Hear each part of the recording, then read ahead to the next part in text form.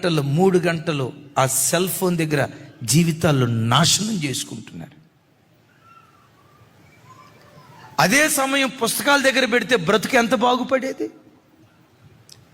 అదే సమయం చదువు దగ్గర శ్రద్ధ పెడితే జీవితం ఎంత విలువ పొందేది.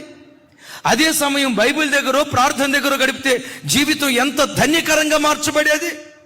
కొందరు సెల్ ఫోన్కి బానిసలై దాని చేత ఏలుబడి చేయబడుతున్నారు.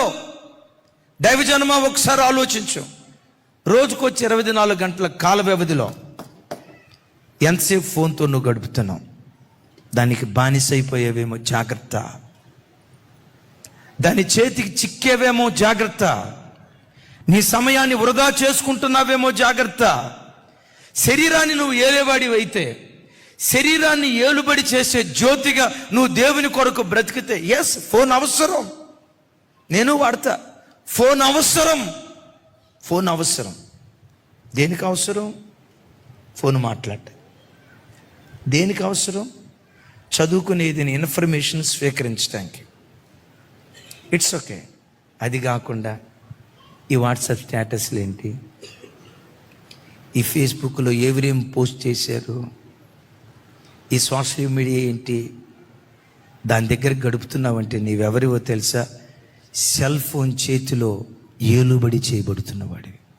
నువ్వు స్వతంత్రుడివి కాదు, నువ్వు స్వతంత్రురాలివి కాదు. దాని చేతిలో ఏలుబడి చేయబడుతున్న ఒక బానిసవి అన్న సంగతి గ్రహించు. ఓ చిన్న సెల్ ఫోన్ నిన్ను ఆడిస్తుంది. ఒక చిన్న సెల్ ఫోన్ నీకు స్వేచ్ఛ లేకుండా చేస్తుంది. అరే, చివరికి బైబిల్ చదువుకునేటప్పుడు కూడా బైబిల్ ప్రక్కనే ఫోన్ పెట్టుకొని క్లిక్ అని వచ్చిందా? బైబిల్ బాయే. బానిసవే. బానిస బ్రతుకుతున్నావు. జ్యోతిగా నువ్వు ప్రకాశించలేవు.